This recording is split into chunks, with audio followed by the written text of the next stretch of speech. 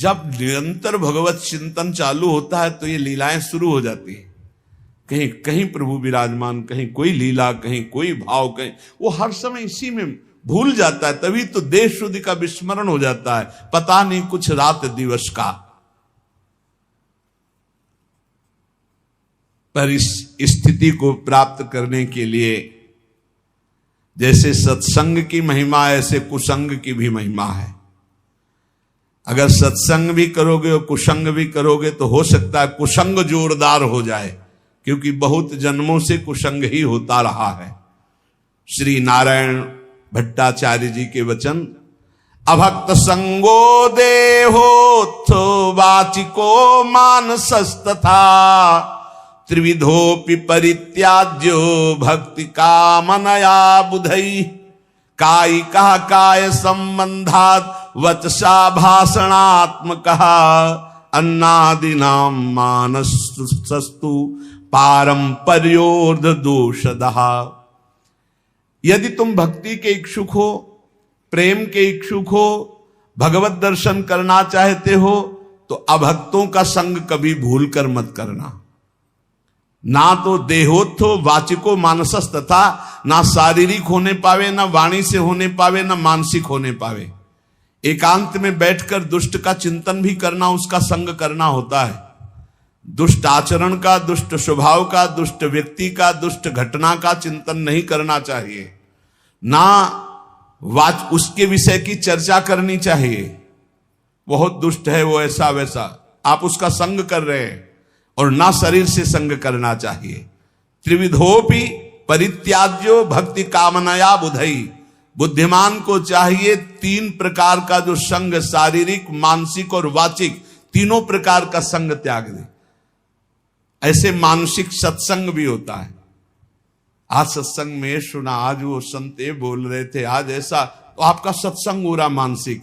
परस्पर बैठ करके भगवत चर्चा ऐसी सुनी, ऐसा ऐसा, ये वाचिक हो रहा है। और भक्तों के संग में बैठे ये शारीरिक हो रहा है। ऐसे ही कुसंग होता है। तो कह रहे हैं कायिका काय संबंधात, देह संबंध से जो अवैष्णव है, भजन नहीं करता, दुष्ट स्वभाव का, वो कोई भी हो, जाके प्रियन राम वैदेही तजिए ताहि कोटि बैरी सम यद्यपि परम सनेही, कोई भी हो, पिता माता भाई बंधु परिवार का कोई जो भगवान का विरोधी है, किंचन मात्र भगवत भक्ति का अंग उसके हृदय में नहीं है, तो हमारा कर्तव्य है कि जरूरत पड़ने पर हम उसकी सेवा कर देंगे, पर संग नहीं करेंगे, न वाचिक, न मानसिक, न शारीरिक। अधिकार है, तुम पिता हो, माता हो, जरूरत पड़ेगी, तुम दुख में हो, तुम्हारी सेवा कर देंगे, लेकिन तुमसे हम मन नहीं मिलाएंगे, क्योंकि तुम भगवत विमुख आचरण करते हो। जो अभक्त का संग करता है तो भक्ति उसकी बाधित हो जाती है। पुत्र हो अभक्त हो संग नहीं, पिता हो अभक्त हो संग नहीं, माता हो अभक्त हो संग नहीं। तजो पिता प्रहलाद विभीषण बंधु भरत महतारी गुरु बलि तजो कंत ब्रज बनितन भे मुद मंगलकारी। ये दूसरों को मंगल करने वाले बन गए, जो भगवत विरोधियों का त्याग कर दिया। देह संबंध से दैहिक संबंध होता है, देह संबंध अभक्त से न बनने पावे। उसके पास बैठना, उसके संभाषण करना, किसी भी तरह की दोस्ती हमारी अभक्त से नहीं होनी चाहिए। जो भगवत विमुख है बिल्कुल नहीं। भगवत विमुख अगर संग किया तो पक्का भक्ति में बाधा पड़ जाएगी, पक्का बाधा पड़ जाएगी। फिर वाचिक बातचीत करना उसके विषय की, वो है नहीं शरीर से पास, बहुत दुष्ट है, बहुत नीच है, ऐसा वैसा, उसका संग हो रहा है वाचिक, उसकी चर्चा भी नहीं करनी। और फिर मानसिक, मन से उसका चिंतन नहीं करना, और दूसरा मानसिक संग, अन्न दिया हुआ नहीं खाना, भोजन नहीं खाना, अभक्त का दिया हुआ भोजन नहीं पाना। जैसे राजा माधव सिंह ने जब विरोध किया रत्नावती का, तो कहा आज से मैं नियम लेती हूं, तुम्हारे द्वारा दिया हुआ एक कवल नहीं पाऊंगी, राजन्न का त्याग करती हूं, क्योंकि तुम राजा हो और तुम भगवान के विरोधी हो, संतों के विरोधी हो, इसलिए आज से मैं त्याग करती हूं, न राजमहल में रहूंगी न तुम्हारा दिया होगा। ऐसा परम पावन चरित्र है रत्नावती जी का कि ये तो केवल भगवान की ही सामर्थ्य को धारण करके ऐसा किया जा सकता है। अगर ये निर्वाह न कर पाए और शरीर से अभक्त का संग हो गया या वाचिक या अन्न आदि का, तो आपके भजन में फर्क पड़ जाएगा, आपकी भक्ति बाधित हो जाएगी। और हृदय में किसी जाति पक्ष का गर्व नहीं होना चाहिए भगवान की भक्ति में, कि मान लो आप उत्तम कुल के हो और कोई मध्यम या निकृष्ट, और आप उस वैष्णव के प्रति वो भाव रखें कि वो तो निकृष्ट कुल का,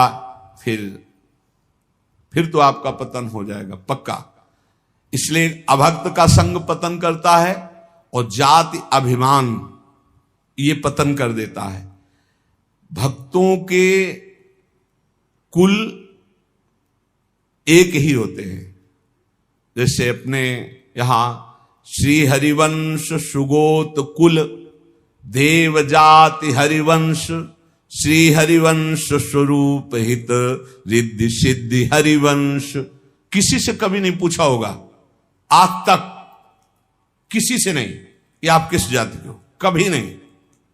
हमारी सत्ता ही नहीं है, हमारे यहां सत्ता ही नहीं है, न जाति की न कुल की न इसकी मर्यादा, इसकी कोई सत्ता नहीं। सत्ता इतनी है कि तुम हरि के प्राप्ति के मार्ग में कदम रख रहे हो तो तुम श्री हरि के हो, बस। कल हम ऐसे विनोद में कह रहे थे अपने साधकों से कि यार अगर हमसे कोई पूछे कि ये संत कहां के हैं तो हम नहीं बता पाएंगे, तो लोग कहेंगे कि बाबा झूठ बोल रहे हैं। सच्ची मानिए, इतने सब जन है, हमको आज तक नहीं पता कि ये कहां के हैं, ये किस जाति के हैं, कुछ नहीं। बस जुड़े और नाम दे दिया, बोले अमुक शरण और बस सेवा, बस इतना ही हमारा बातचीत है। इसके बाद हम नहीं जानते कि आप लोग किस क्षेत्र के हैं, किस जिला के हैं, आपकी क्या जाति है, क्या कुल, हम बिल्कुल नहीं जानते। अब आप सोचो, कोई मानेगा 10-10 साल हो गए, 12-12 साल हो गए, ये नहीं जानते कि कहां के, नहीं जानते। एक भी साधक का हमने कभी नहीं परिचय पूछा, तुम किस जाति के हो, किस कुल के हो, और तुम्हारा गांव का नाम क्या है, तुम कहां से आए हो, तुम्हारा आधार कार्ड क्या है। हमारा सबका आधार कौन है, श्री हरि, श्री प्रिया जी, बस इतनी बात हमारी। अब हमसे पूछा जाए ये कौन है तो कहेंगे अमुक है। कहां के हैं, वृंदावन के हैं।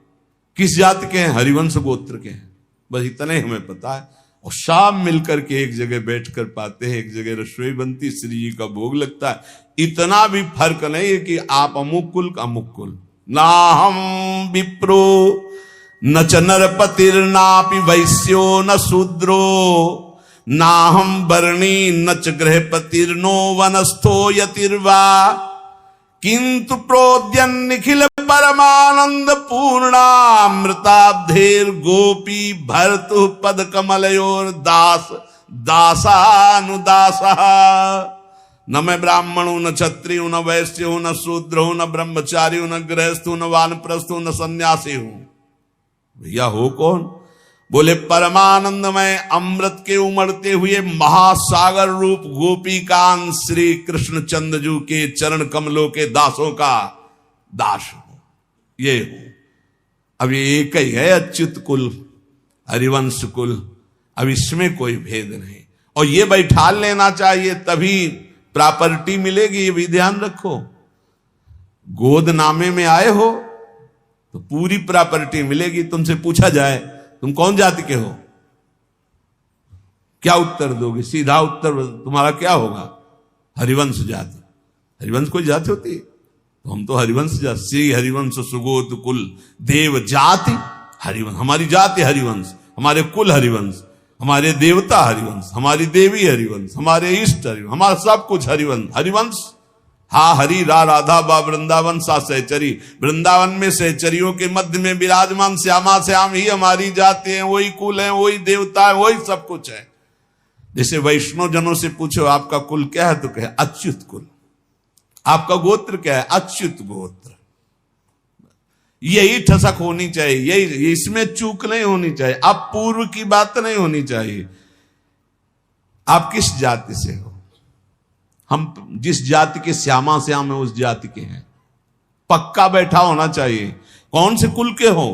बोले हम तो अच्युत गोत्री हैं, हम तो हरिवंश गोत्री। वही होना चाहिए जो आपके टसक है, तभी प्रॉपर्टी मिलेगी। दंपति संपत्ति पाई है। हरिवंश प्रताप ही जानत है, हरिवंश प्रबोध प्रमाणत है, हरिवंश सुसर्वस्व है तिनके, सुख संपत्ति दंपति जो जिनके। ए चूकना नहीं। ना हम विप्रो न च नरपतिर्नापि वैश्यो न शूद्रो ना हम वर्णी न च गह प्रतिर्नो वानस्थो यतिर्वा। न मैं ब्राह्मणो न क्षत्रियो न वैश्यो न शूद्र हूं, न मैं ब्रह्मचारी हूं, न गृहस्थो न वानप्रस्थो न सन्यासी हूं। कौन हो? बोले परमानंद अमृत प्रवाह करने वाले प्रभु श्री कृष्णचंद्र के दासों का दास हूं। मैं श्री कृष्णचंद्र के दास हूं। दासो हम। जयति जयति कृष्ण प्रेम भक्ति यदंघ्रिम निखिल निगम तत्वम गुणमाज्ञाय मुक्ति भजति शरण कामा वैष्णवस्त्यज्यमाना जपयज्जन तपस्या न्यास निष्ठाम विहाय। जय हो श्री कृष्ण की प्रेम लक्षणा भक्ति की जय हो। ये उसी को प्राप्त होती जो दासो हम है। गया बहुत खर्चा हो रहा है भजन तुम्हारा जो भगवत प्राप्ति के लिए। सफलता मैंने प्राप्त की, अपनी बुद्धि का बल, अपनी बुद्धि का कला कौशल घमंड, ये परमार्थ से भ्रष्ट कर देता है। तो भगवान को प्राप्त करने के लिए उपासक को चाहिए कि भगवान कामना आवे तो एक तो कामना ना करे, अगर आवे भी तो भगवान से ही बहे। वो कामना समर्पित करते हुए ये प्रार्थना करे कि प्रभु मंगल भवन, ये कामना आई है, यदि आपके भजन में सहायक हो तो पूर्ण कर देना, और भजन में यदि बाधा करने वाली हो तो कभी पूर्ण ना करना। जब भगवान, बहुत ध्यान से सुनना, किसी पर विशेष कृपा करते हैं तब सबसे पहले उसकी सुविधाओं का नाश कर देते हैं। विशिष्ट कृपा चाहिए, विशेष कृपा। कृपा तो है ये सब पे, दया भी है। विशिष्ट कृपा चाहिए तो कह रहे जिस पर कृपा करते हैं तो सबसे पहले उसके सब व्यवस्थाओं का नाश कर देते हैं। बहुत कठिन कृपा है। यही भगवान ने युधिष्ठिर जी से कहा, जिस पर मैं कृपा करता हूं उसका सर्वनाश कर देता हूं। चाहिए सर्वनाश, जो अपने सर्वस्व को मिटा देता है। तो क्या है आपका? है क्या आपका? कुछ नहीं। मतलब आपके भ्रम का नाश का मतलब है सर्वनाश। आप समझ लीजिए, डरना नहीं। भगवान के भजन का मतलब विशिष्ट कृपा। विशिष्ट कृपा का मतलब है मतलब एकदम सर्वनाश कर दे। तो चक्रवर्ती सम्राट अम्बरीश जी थे महाभागवत, और दरिद्रता की हद थी सुदामा जी के यहां, तो सुदामा पूरी खड़ी कर दी। समझो यहां भगवान जिस पर कृपा करते हैं विशेष। क्यों? क्योंकि आपको सच्ची कहता हूं, ये पढ़े लिखे समझाने से समझ में नहीं आता। सुनो, जिस पर विशिष्ट कृपा करता हूं उसका सर्वनाश कर देता हूं। कहीं कोई आश्रय न साधना करे गया, न व्यक्ति करे गया, न वस्तु करे गया। बड़ा विचित्र खेल होता है, बड़ा विचित्र खेल प्रभु का। एक बार वो घबराएगा, दुखी होगा, बहुत परेशान होगा, पर ऑपरेशन किए बिना छोड़ा नहीं जाएगा। हाथ पैर बांध दिए जाते हैं, फड़फड़ा लो केवल। कहां जाओगे अब? कहां जाओगे? भाई नहीं कोई, कहां जाओगे अब? करोगे क्या करोगे? कोई रास्ता ही नहीं है। एक ऐसा प्रभु फांसते हैं। भगवान से प्रार्थना करो कि फांस ले आपको, छुट्टा न रहे आप, बड़ी कृपा हो जाएगी। ऐसा फांस लेते कि उनके सिवा कोई है ही नहीं। करे तो क्या करे? कोई है ही नहीं। कोई मतलब कोई रास्ते नहीं। जाऊं तो जाऊं कहां? जाऊं तो जाऊं कहां? कोई रास्ता ही नहीं है। बड़े कृपालु है, बड़े कृपालु है। सब माया मोह का पर्दा फास करके ऐसे। और सुनो, भगवान उसका अपमान करवाते हैं, भगवान उसका उपहास करवाते हैं। बहुत ध्यान से सुनना है, इसलिए कह रहा हूं कि प्रश्न होते हैं कि हमारा बहुत उपहास होता है, तिलक न लगाऊं क्या, कंठी न बांधूं क्या, चलेगा? क्योंकि लोग उपहास करते हैं। घर में ऐसा कहते हैं, सेवा न रखूं क्या? तो क्या समझते हो, भगवान के मार्ग में चलने के लिए जब एक संसार का पति वर्ण करती है तो ठसक से सुहाग भर के चलती है, वो किसी के उपहास को डरती है। तुम जगत के मालिक का सुहाग भरे हुए हो, ये तिलक ये कंठी, तुम्हें शर्म आती है इस बात के लिए कि कोई तुम